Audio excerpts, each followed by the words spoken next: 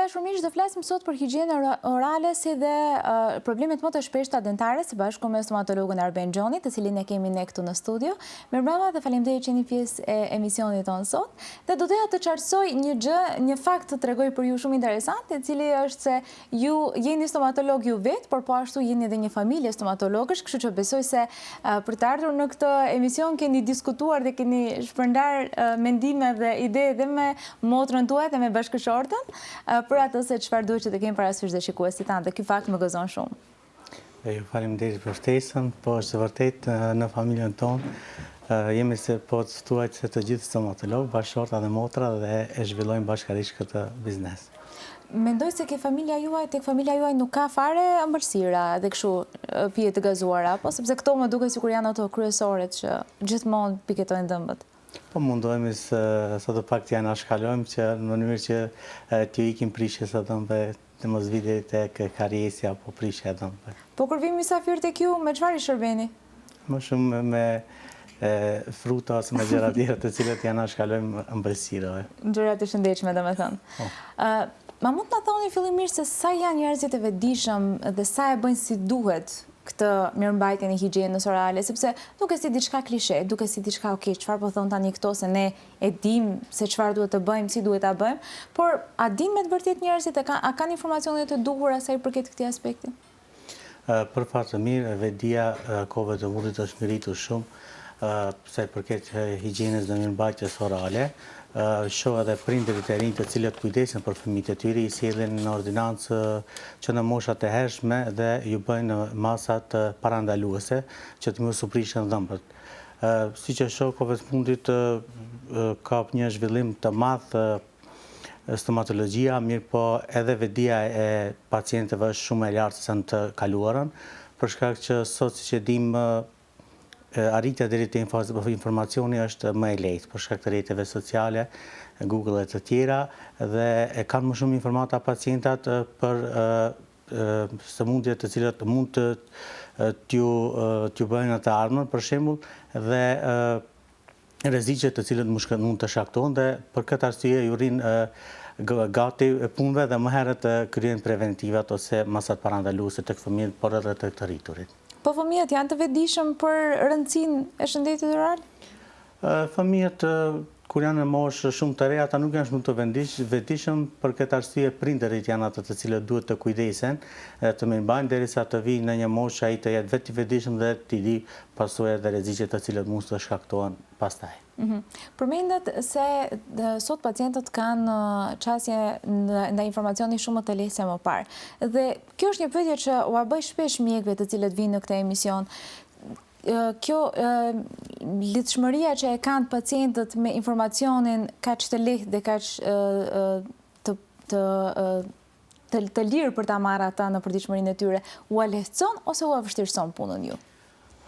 Jo çdo informat ata të cilën e marrin në internet është e saktë. Mirë po, ajo informat i shtyn ata që të vinë deri te ordinanca dhe e bëjnë më të lehtë pastaj për të kryer kontrollën dhe për të bërë inspektimet dhe për të diagnostifikuar se çfarë sëmundje ka, kariesin apo sëmundje të dhëmbëve. Dhe për këtë arsye është një proces i cili i shtyn ata më lehtë për të ardhur te ordinanca dhe tash na e bën punën pak më të lehtë. Kështu që është një përdorim i mirë i internetit në këtë aspekt. Në këtë aspekt po na ka ndihmuar. Çfarë nuk kuptoni ju me shprehjen, me frazën shëndet oral? Shëndeti oral tërësisht është i lidhur me shëndetin e tërësishëm, cilësinë e jetës dhe mirëqenien. Shëndeti oral paraqet mirëmbajtjen e dhëmbëve, mishrave të dhëmbëve, gjuhës, indeve të cilat duhet të jenë të shëndetshme në gojë. Andaj, me shëndetin oral në kuptojnë që të bëjmë prevenimin apo parandalimin e sëmundjeve të dhëmbëve, të mishrave të dhëmbëve, të cilat mund të ndodhin në gojën e pacientit. Sa janë të shpeshta sëmundjet e mishrave të dhëmbëve, të gingivave më saktë? Sëmundjet e mishrave të dhëmbëve është ndryshe e quajtur parodontoza, është shumë e shpeshtë tek pacientët për shkak që nga mos dia ata për shembull bëhet grumbullimi i bakterjeve tek mishët e dhëmbëve, si proces fillon me gingivitis, pastaj përfundon me parodontoz, domethënë së pari formohet kur kemi ngrënie të ushqimit, mbetet ushqimi tek vendet ose hapësirat interdentare dhe formohet krijimi i pllakut dentar.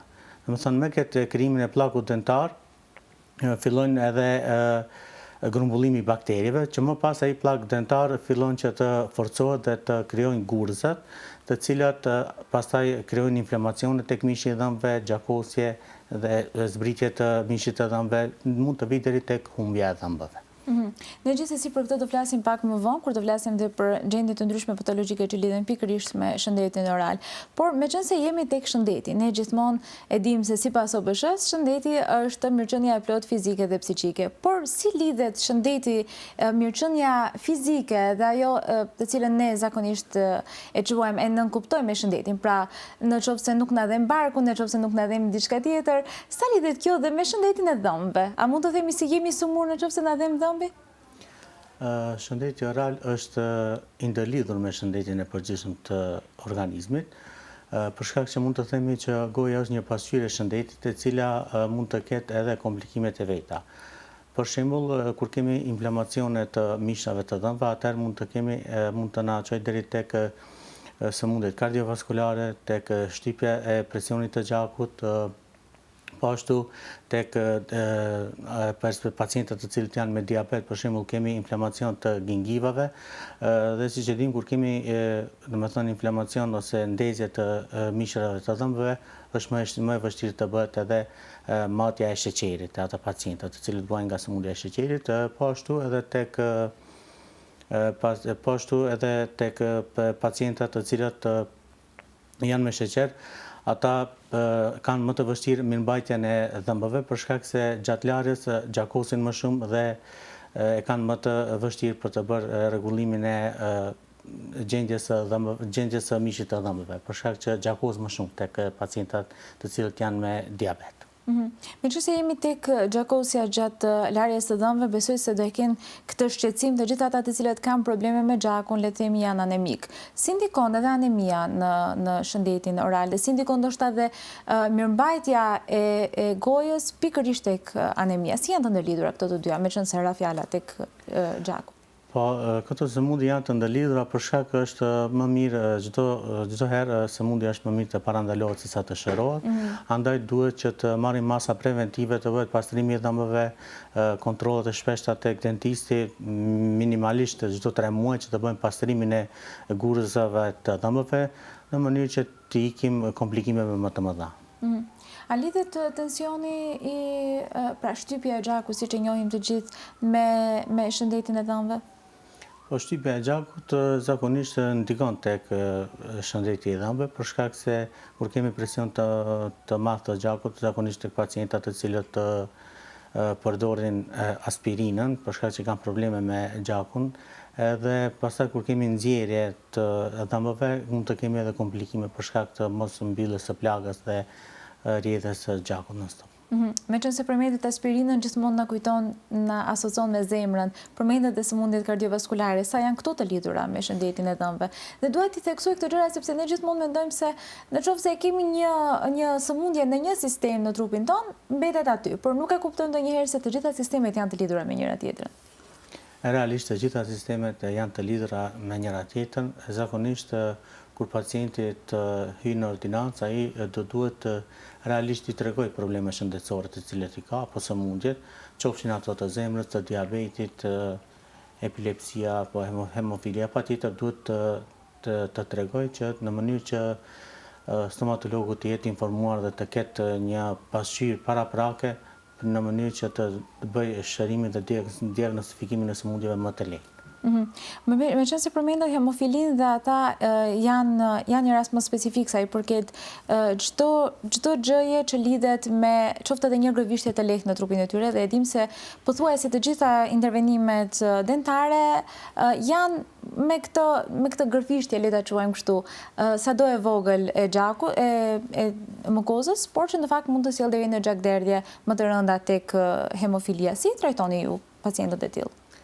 Zakonisht pacientët të cilët janë me hemofili, ata kanë një trajtim pak më të veçantë se pacientët të tjerë. Andaj duhet që tek pacientët të cilët janë me hemofili, duhet që mos t'ju iki më shumë nxjerrjeve të dhëmbit, për shkak se do duhet që të të bëjnë një kontroll më të detajuar kur të jetë momenti më i mirë për ta nxjerrë dhëmbin. Për shembull, sepse varieron numri i qelizave tek ta. Kështu që duhet të bëhet një kontroll i detajuar, jo vetëm një kontroll rutin. Rutin, për të ardhur deri tek kryer një intervenim. Sipas një stomatologu, cili është çelësi për një shëndet të mirë të dhëmbëve? Që të kemi një shëndet të mirë të dhëmbëve, realisht do duhet që të bëhet pastrimi i dhëmbëve minimalisht 2 herë në ditë, sepse dim se gjatë ditës realisht do duhet pas çdo ngrënje së ushqimit, mirë po ajo është e pamundur për shkak të rutinës dhe obligimeve ditore të cilat i kemi, mirë po minimalisht në mëngjes dhe në para se të flejmë gjumë do duhet që të bëhet pastrimi i dhëmbëve, për shkak që para se të flejmë gjumë, atëherë gjatë natës do me thonë numri i bakterieve është më i madh. Andaj duhet që t'i pastrojmë dhëmbët, nuk duhet t'i lëmë ushqimin që e kemi ngrënë, sepse gjatë natës bakteriet e kryejnë punën e tyre, ata ushqejnë me sheqerna të cilat me ushqimin që i kemi dhe atëherë krijojnë acide dhe acidet siç e dimi sulmojnë dhëmbët dhe mund të vi deri tek kariesja apo prishja e dhëmbëve.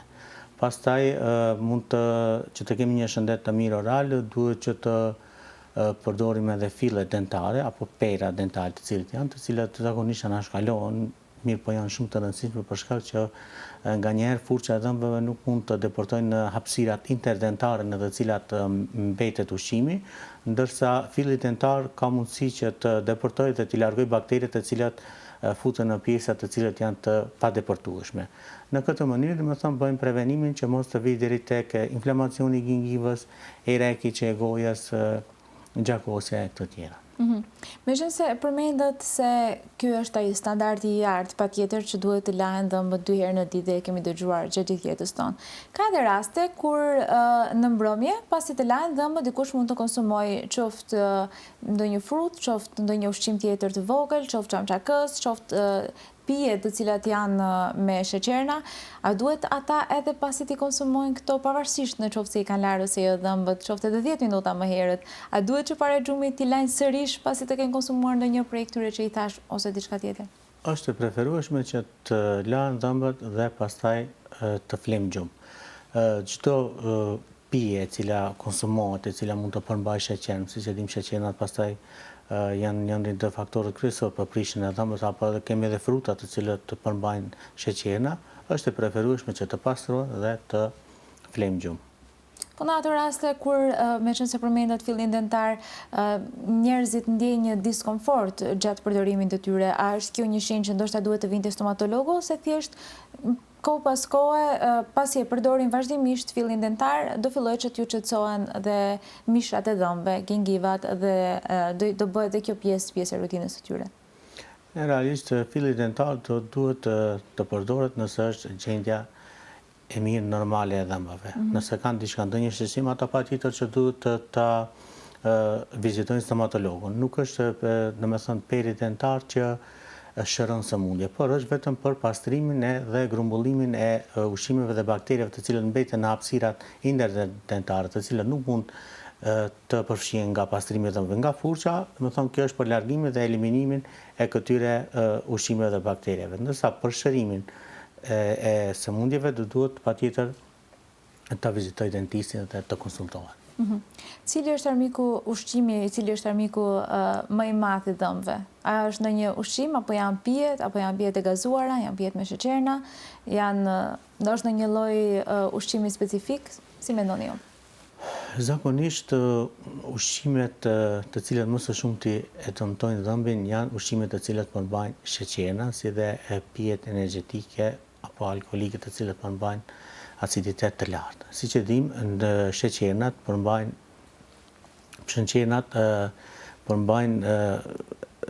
karbohidrate dhe cilat mundsojnë ushqimin e bakterieve në mënyrë që bakteriet pastaj të krijohen acide dhe acidet ta sulmojnë zbaltin e dhëmbit dhe prej aty fillon procedura, domethënë, e prishjes së dhëmbit. Ne duhet që ushqimet të cilët janë me sheqerna të janë anashkalojmë sa më shumë që mundemi, po ashtu edhe pijet energjike të cilat nuk janë as pak të mira, si dhe ushqimet të cilat janë të ngjitshme, për shembull, që cilat ngjiten në strukturën e dhëmbit dhe ata tër ditën prodhojnë bakteri dhe e rrezikojnë shëndetin e dhëmbëve. Kështu që sërish, çfarëdo që të themi, sërish të faktori kryesor që ndikon në prishjen e dhëmbëve janë sheqernat, dhe ushqimet të cilat përmbajnë sheqer. Sheqerni është një ndër faktorët kryesorë i cili ndikon në prishjen e dhëmbëve. A janë më të dëmshme ushqimet e forta ose të lëngshme? Lëngjet. Mendoj që ose për aq kohë sa përmbajnë sheqer janë të gjitha të dëmshme. Më shumë ndikon përmbajtja e tyre se sa fortësia apo e lëngshme apo e fortë. Mendoj që substanca të cilën e përmban, ajo është faktori i cili e prish dhëmbin. Ka disa, për shembull, uji është më pak i dëmshëm edhe pse është i lëngshëm, nuk rrezikon shumë. Ndoshta pijet të cilët përdorim, koktejlet e ndryshme, po ashtu edhe alkoholi, duhani, këto janë shumë të rrezikshme. Dolet e ajo që doja që t'i pyes tani dhe besoj se të gjithë ata të cilët janë duhanpirës nuk do e pëlqejnë përgjigjen. Duhani, si ndikon në shëndetin e dhëmbëve? Duhani është njëri ndër faktorët kryesorë i cili mundëson që të ketë një higjenë orale të keqe, për shkak që përmbajtjes së nikotinës dhe katranit, të cilët e përmban, ai bën edhe ngjyrosin e dhëmbëve. Domethënë keni parë persona të cilët janë duharpirës, ata kanë dhëmbë më të verdh ose të nxirë edhe përmbajnë erë më të keqe të gojës, si dhe zakonisht më shumë kanë inflamacion të mishit të dhëmbëve. Dhe mund të vijë deri tek humbja e tyre, mirë po pacientat të cilët janë duhanpirës, kur kanë ekstraksion ose nxjerrje të dhëmbëve, plaga e tyre është shumë e vështirë për të shëruar. Pse ndodh kjo? Po sepse nuk e lën plagën që të mbyllet dhe të koagulon që të mbyllet mirë, për shkak se duhani non-stop e provokon, dhe është një ndër faktorët i cili e zvoglon, domethënë, ripërtrirjen ose rigjenerimin e plagës. Po në dhëmbët e cilat nuk janë natyrale, pra dhëmbët e vënduara, si porcelani, si ndikon duhani në këto raste? Zakonisht duhani tek dhëmbët natyral më shumë ndikon në ngjyrosje, siç e dim tek dhëmbët që nuk janë natyral, ata nuk ngjyrosen shumë, mirë po më shumë problematika është tek mishi i dhëmbëve apo tek gingiva, e cila zakonisht pacientët të cilët janë përdorues të duhanit në shumicën e rasteve kanë inflamacion në mishin e dhëmbëve apo ndezje. Mirëmbajtja e tyre është më e vështirë për shkak se si dhe kanë goja e pacientëve të cilët pinë duhan është gjithmonë më e thatë dhe kjo ndihmon, siç e dim, pështyma është njëri ndër mbrojtësat më të mirë, e cila nuk i lejon bakteriet që të zhvillohen më shumë. Cila është këshilla që do ja jepnit një personi që është diabetik dhe një personi që pin duhan në të njëjtën kohë, sepse meqense përmendet faktin se duhani e than gojën, të njëjtën gjë e bën dhe diabeti. Dhe nëse kombinohen këto të dyja, cila është këshilla juaj? Realisht personat të cilët janë të sëmurë nga diabeti, ajo është një sëmundje e cila nuk mvaret shumë prej tyre, ajo është një sëmundje e cila mund të jetë secili pacient. Mirë, po te duhanpirësit, ajo mendoj që varet personalisht nga personi, është një gjë që mund të parandalohet, ka shumë persona të cilët e kanë lënë duhanin dhe nuk është vetëm për te mirëmbajtja e gojës mirë, po është e mirë edhe për shumë sëmundje të tjera të cilët i parandalon me ndalimin e duhanit. Ne këtu duke bërë apel që njerëzit ta lënë duhanin gjithmonë. Në cilin do profil të mjekëve që marrim, gjithmonë kjo është këshilla për të gjithë shikuesit tanë dhe ashtu duhet të jetë. Ashtu duhet të jetë. Përmendet po ashtu dhe alkoolin. Si ndikon alkooli? Sepse njerëzit mund të mendojnë tani alkooli i lëngshëm është, çfarë ka lidhje? Ne përmendëm dhe para pak që konsumojmë ushqime me pije me gaz, pije me sheqerna. Çfarë ka specifike alkooli që ndalohet zakonisht nga stomatologët përveç atyre arsyeve të tjera shëndetësore? Për shkak të alkooli i cili përmban aciditet të lartë, siç e dim, ajo ndikon direkt në zmaltin e dhëmbit dhe fillon procesi i prishjes së dhëmbit. Po ashtu kemi edhe alkoolet të cilët përmbajnë sheqerna të mëdha, siç janë koktejlet, të cilat përdoren më shumë në sezonin e verës, edhe ata janë një ndër katalizatorët apo përshpejtues të procesit të dhëmbëve, të cilat i konsumojnë shumë shpesh, zakonisht nga të rit, e shoh që më shumë konsumohen. Mirë po edhe alkooli po ashtu përmban erë të keqe të gojës, thatësi të gojës dhe gjithë kjo, domethënë ka shumë faktorë të cilët ndikojnë që të kemi një higjenë orale jo të mirë. A vëreni këto ndryshime dhe këto shqetësime, në thojza, më shumë tek moshat më të reja, sepse mund të jenë ndoshta më të ekspozuar ndaj këtyre faktorëve që përmendëm deri më tani, ose nuk ka dallim grup moshe? Nuk ka dallim grup mosha, mendoj që mbaret prej personit, ke disa, për shembull, që janë pacientat të cilët konsumojnë me vite të gjata, për shembull, duan data vëre që kemi një sistem të dhëmbëve zakonisht me paradontopati, të cilat dhëmbët mishi i dhëmbëve është duke shkuar poshtë me recension për shkak që dhe fillon lëvizja e dhëmbëve dhe duhet patjetër të bëhet nxjerrja e tyre. Përmendet kur folëm dhe për duhanin, por edhe në ndikim të faktorëve të tjerë, edhe ngjyrosjen e dhëmbëve natyral. Si bëhet zbardhimi i dhëmbëve? A ka ndonjë mënyrë natyrale ose bëhet vetëm në kushte të ordinancës ku bëhet nga stomatologët, dhe cilat janë ato gjëra që duhet të kemë parasysh të gjithë njerëzit përpara zbardhimit të dhëmbëve në këto kushte? Zakonisht zbardhimi i dhëmbëve bëhet në ordinancë stomatologjike në mënyrë quhet zbardhimi profesional, i cili së pari bëhet izolimi i gingivës dhe pastaj bëhet lyrja e dhëmbëve me gel dhe me laser, domethënë në 2 deri në 3 seanca bëhet zbardhja e dhëmbëve. Zakonisht pacienti i cili e kryen zbardhjen javën e parë do duhet të ketë kujdes ushqimet me ngjyrë, për shkak se javën e parë domethënë më shpejt dhëmbi i pranon domethënë ngjyrat dhe për shembull ushqimet me ngjyrë si që janë pijet, për shembull boronica e këto tjera. Andaj që zbardhimi është më i rrugës që të bëhet në ordinancë stomatologjike në zbardhim profesional. Me laser.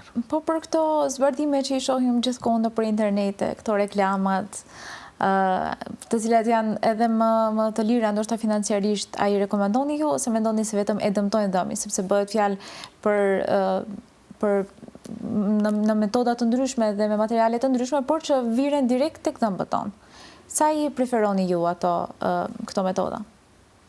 Tash tregu është i hapur dhe mund secili të sfidoj me metodat e veta, mirë po një gjë që nuk i dihet përbërja e saj, përmbajtja dhe dikush të garanton për atë pjesë, atëherë mendoj që është diçka e dyshimit. Andaj më e sigurt është që të kryhet në ordinancë stomatologjike për shkak të dihet përdorimi i materialit, çka përmban dhe rreziqet të cilët mund të shkaktohen. A kështu për këto të cilat shiten online apo që mund të ketë çastje çdo njeri, nuk i rekomandoj dhe mendoj që nuk është e rrugës që të përdoren ato produkte. Në qoftë se dikush ka dhëmbë të dobët natyralisht, a rekomandohet në ato raste zbardhimi i dhëmbëve? Zbardhimi profesional, flasim? Zakonisht duhet të bëhet një inspektim i dhëmbëve, të kontrollohet dhe pastaj nëse shihet se pacienti ka një higienë orale të mirë, nuk ka problematik me mishin e dhëmbëve, nuk ka problematik me dhëmbët, atëherë mund të bëhet zbardhimi profesional. Pacientët të cilët kanë probleme me mishin e dhëmbëve, të cilët kanë probleme tjera, nuk është e rrugës që të bën zbardhim. Andaj duhet që të ketë gjendje të mirë pacienti të higjienës orale të kryej zbardhjen e dhëmbëve. Do të ndalesha pak tek karieset. Pse ndodhin dhe si mund të parandalohen ato? Domethënë karieset zakonisht krijohen nga grumbullimi i bakterieve. Zakonisht bakteriet ushqehen me sheqerna dhe ata krijohen acide të cilët ndikojnë në strukturën e parë të dhëmbëve apo tek zmalti. Karieset zakonisht fillojnë kemi pacientët të cilët që në moshë të hershme, sidomos kohëve të fundit, pacientët të cilët në moshën 6 vjeçar deri molar i parë, dhe kemi shumë raste të cilët e kanë të prishura. Për këtë rast duhet që të bëhet masat parandaluese, mbushja e fisurave të cilat bëhen në mënyrë që mos të ketë mundësi që të bëhet grumbullimi i bakterieve dhe ta parandalojmë kariesin apo prishjen e dhëmbëve. Çfarë do ishte rekomandimi juaj për ata të cilët veçmë kanë një problematik të tillë? Zakonisht sa më herët që të rregullohet dhëmbi është aq më mirë, për shkak që me rregullimin e dhëmbëve, pastrimin e kariesit fillestar është shumë më e lehtë, mund të bëhen ndonjëherë edhe pa pranimin e anestezionit, për shkak që nuk ndjen shumë dhimbje sepse është në fazë fillestare dhe mund të krijet që në ditën e parë. Ndërsa sa më pak, sa më shumë kohë që të kalon, atëherë mund të kemi komplikime më të mëdha, mund të arrijë deri tek ndezja e pulpës dhe duhet të bëjmë trajtimin e kanaleve dhe shkon procedurë këtë me më shumë kosto dhe me më shumë kohë. Po ndonjëherë edhe pa rezultat, vjen deri tek heqja e dhëmbëve. Kështu që është më mirë të parandalohet, rikthehemi sërish te këshilla që e tham që në fillim. Më mirë të parandalohet sa të shërohet. Po, përmendëm dhe paradontozën dhe më herët. Cilat janë ato shenjat e para? Sepse dikush ndoshta e ka veç më këtë problematik, por nuk e din që bëhet fjalë për paradontozë. Paradontoza është sëmundja e mishrave të dhëmbëve, të cilat zakonisht kohëve të fundit shoh të shumë pacientë është prezent.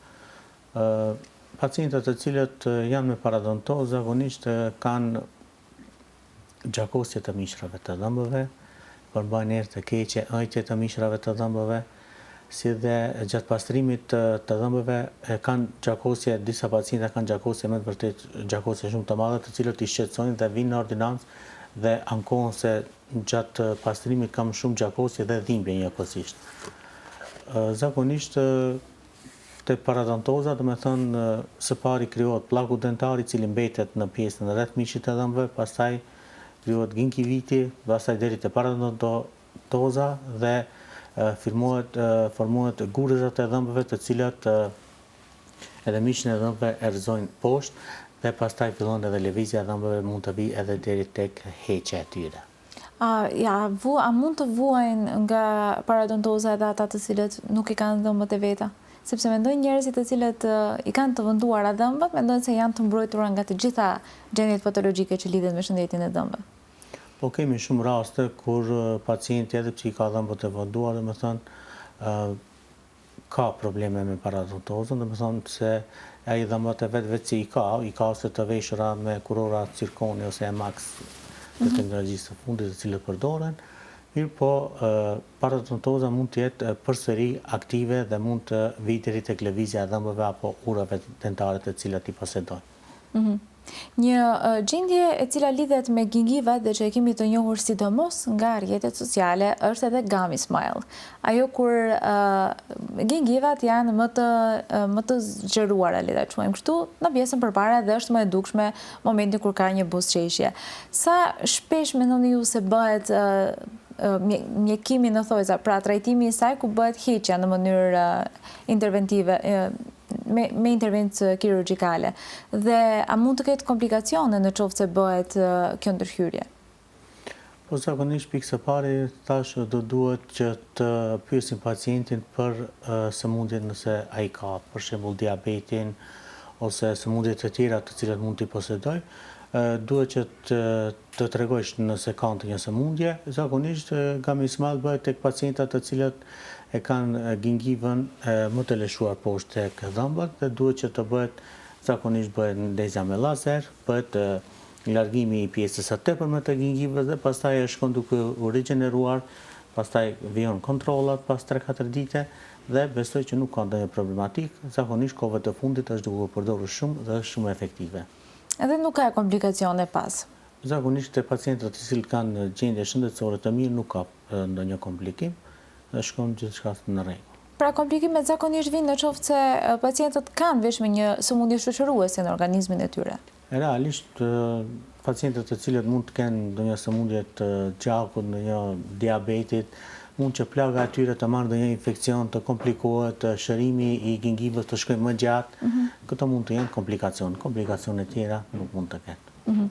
Do doja të ndalesha pak dhe tek një pjesë të cilën ju e thatë se është më mirë të parandalosh se sa të shërosh. Kur vjen puna tek shërimi dhe tek mjekimi, le të themi që kemi një dhëmbë veç më të prishur. Si bëhet trajtimi i tij dhe a është vërtet aq e dhimbshme sa të gjithë e paramendojmë dhe cilat janë ato metodat e reja dhe teknologjitë e reja ndoshta që dhe ju mundoheni që ti implementoni që të jenë sa më efikase, sa më pak dhimbje dhe sa më shumë efektive trajtimi i tyre. Ndonse kur është vonë me kohë, nuk keni se çfarë bëni edhe ju stomatologët. Zakonisht ne mundohemi që gjithmonë që dhëmbët më shumë në shumicën e rasteve, me të thënë mundohemi që t'i shërojmë, do të thënë heqja e dhëmbit është alternativa e fundit tek ordinanca jonë, për shkak është më herët duhet të bëhet detektimi I kariesit, në më thash që në fillim që kur është kariesi në fazën fillestare, ai mund të kryhet edhe pa anestezion. Do me thënë mund të kryhet në mënyrë shumë më të lehtë, shumë me pak dhimbje dhe thash me kosto më të vogël. Mirë po kur kemi atë prishje të thellë të dhëmbit ose kemi dhëmb I cili shumë gjatë kohë I prishur dhe qëndron në gojën e pacientit, I cili pastaj mund të ketë infeksione të ndryshme të cilat mund të çojnë në komplikime tjera, atëherë procedura shkon domethënë më e gjatë, shërimi, trajtimi si dhe rigjenerimi I plagëve nëse vjen deri te ekstraksioni. Andaj më mirë I sugjeroj të gjithë që më herët të vinë në ordinancë dhe në mënyrë që mos vi deri tek heqja e dhëmbëve. Ajo është alternativa e fundit e cila duhet të jetë për tek një stomatolog. Përmendëm që në fillim se gjithmonë shëndeti oral lidhet me mirëqenien fizike dhe psiqike. Dhe besoj se një nga gjendjet që lidhet direkt me gjendjen psiqike të pacientëve është edhe bruksizmi. Çfarë është? Cilat mund të jenë shkaqet dhe a ka një trajtim për këtë gjendje? Bruksizmi zakonisht është një çrregullim I cili ndodh tek dhëmbët e njeriut. Ai mund të vijë për shumë arsye. Një ndër arsyet mund të jetë stresi, ankthi, mund të jetë pagjumësia, mund të jenë problemet ditore të cilët mund t'i ketë një njeri, përdorimi me medikamenteve tek pacientët të cilët kanë sëmundje më të rënda, ato ndikojnë tek si dhe tek pacientët të cilët nuk kanë okluzion të dhëmbëve të mirë. Për shembull, pacientët të cilët kanë nevojë për trajtime ortodontike, nëse nuk kemi okluzion të dhëmbëve të sipërme të poshtë të mirë, atëherë mund të vijë deri tek bruksizmi. Bruksizmi mund të manifestohet në shumë mënyra. Kemi pasur një paciente, dikur është moshës 2-13 vjeçare, e cila vonte nga bruksizmi, mirë po kishte pasur një stres në vete, e cila kishte pasur një zëng me një shoqe, mirë po atë nuk ju ka treguar prindërve. Dhe ajo gjithmonë e ka munduar dhe e ka manifestuar në mënyrë të bruksizmit apo kërcitjes së dhëmbëve zakonisht gjatë natës. Po mundet edhe gjatë ditës, mirë po zakonisht edhe gjatë natës, po ashtu mund të sjellë edhe problematik dhe dhimbjeve të artikulacionit temporomandibular, dhimbje të kokës, si dhe shqetësime të tjera. Bruksizmi mund të rregullohet largimi I stresit, domethënë është një ndër faktorët kryesor, andaj pacienti I cili vuan nga bruksizmi duhet të jetë më I qetë, po ashtu mund të përdorë edhe medikamente të cilat indikojnë për qetësim, dhe po ashtu zakonisht kohëve të fundit janë duke u përdorur të cilat vendosen këllëfa të gumës, të cilët mirët masat e pacientit, dërgohet në laborator dentar dhe pastaj pacienti vjen pas 3-4 dite e vendos në mënyrë që mos të ketë kontakt direkt dhëmbë me dhëmbë, mirë po nëpërmjet gumave derisa të vjen te qetësimi dhe stabilizimi I pacientit. Pra është e trajtueshme, nëse dikush për momentin mund ta ketë shqetësim. Është e trajtueshme. Doktor, ne në fund të emisioneve tona kemi dhe një rubrik Pyet mjekun, ku të gjithë shikuesit tanë parashtrojnë pyetje për mjekët të cilët vinë këtu.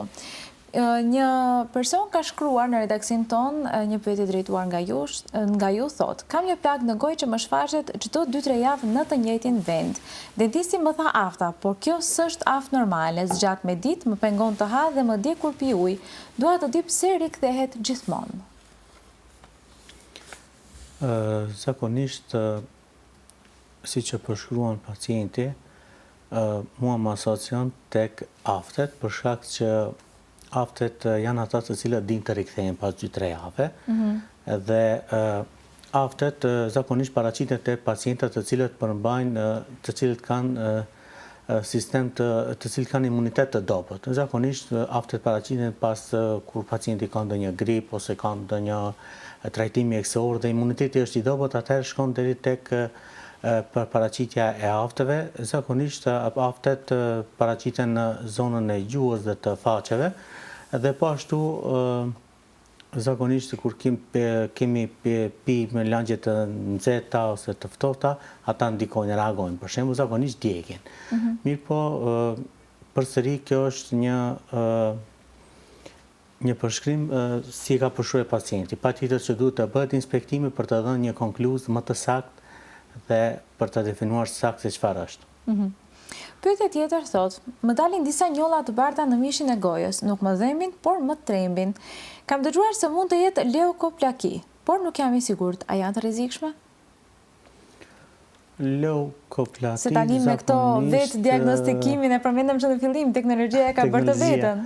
Zakonisht paraqiten njolla të bardha, të cilat paraqiten zakonisht tek gjuha e dhëmbëve, tek faqet, tek buzët. Mirë, po nuk është diçka e rrezikshme. Kjo zakonisht paraqitet për shkak të pirjes së duanit, alkoolit dhe urave dentare ndonjëherë kur nuk kanë okluzion të mirë, atëherë mund t'i dëmtojnë buzët dhe mund t'a dëmtojnë faqen e brendshme, gjuhën, dhe këto patjetër duhet të drejtohet te dentisti dhe ti rregulloj këto gjëra ose ti parandaloj pirjen e duanit të këtyre dhe nuk është diçka e rrezikshme, është e rigjenerueshme. Pyetja e radhës thot, jam në fillim të shtatzanisë dhe kam dëgjuar se në këtë periudhë prishen dhëmbët. Si mund të parandaloj dhe të kujdesem për to? Zakonisht në fillim të shtatzanisë kemi ndryshim të madh të hormoneve, të cilat ndodhin në të trupin e të amës, andaj po ashtu kemi edhe ndryshime të cilat ndodhin tek dhëmbët në gjendjen e gojës. Prandaj nëse është shtatzanie planifikuar, është mirë që së pari të shkoj të rregulloj dhëmbët, të bëj pastrimin e tyre, rregullimin e ekstraksionet të cilat i përmban dhe pastaj të ketë një shtatzani. Sepse gjatë shtatzanies është e rrugës që të mos të bën intervenime tek dhëmbët, për shkak se në shumicën e rasteve duhet që të bëhet edhe një anestezionit, e cila nuk është e preferueshme gjatë rritjes së embrionit. Heqja e dhëmbëve po ashtu është e ndaluar, andaj e gjatë periudhës së shtatzanisë 9 mujore është e rrugës që t'ju ikim ose t'ju anashkalojmë shërbimet të cilët kryen tek stomatologu. Dhe besoj se këto janë vetëm disa nga këshillat që ju nevojiten të gjithë shikuesve tanë, por më tepër besoj se do jeni dhe ju në dispozicion të gjithë pacientëve. Ne ju falenderojmë shumë që ishit pjesë e emisionit tonë sot dhe shpresoj që të kemi ndarë disa informacione deri tek shikuesit. Kënaqësia ishte ime, faleminderit për ftesën. Faleminderit juve. Dhe me kaq të dashur miq, përfundojmë dhe emisionin për ditën e sotme. Bashkë do shihemi sërish vikendin e ardhshëm dhe deri atëherë gjithmonë të keni parasysh këshillat e mjekëve. Kalofshit mirë.